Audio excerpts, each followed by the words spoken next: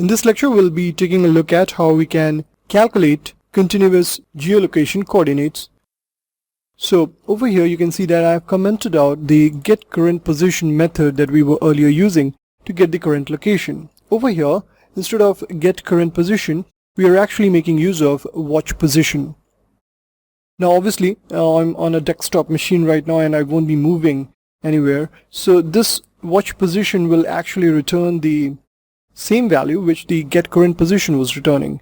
But if you have implemented this and hosted it on a web server, accessing it via a mobile device, in that case the values will change for sure.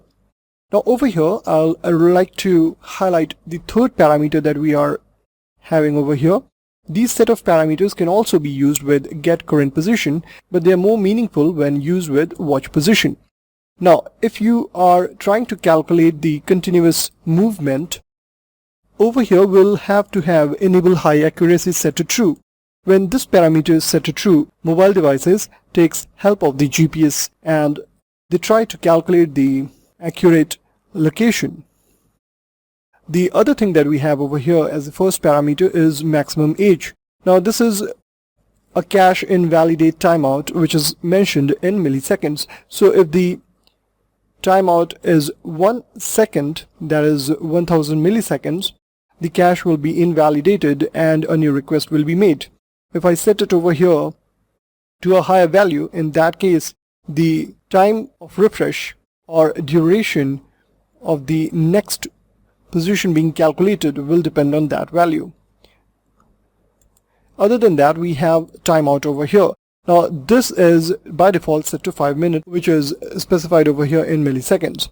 Now if I just make this as 0, save this and run it in browser, let's reload this page, and here you can see that timeout error has occurred.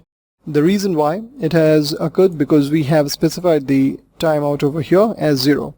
So let's get it back to its actual value, save this, and now when I'll be running this application in browser, you'll see that the latitude and longitude values are being calculated.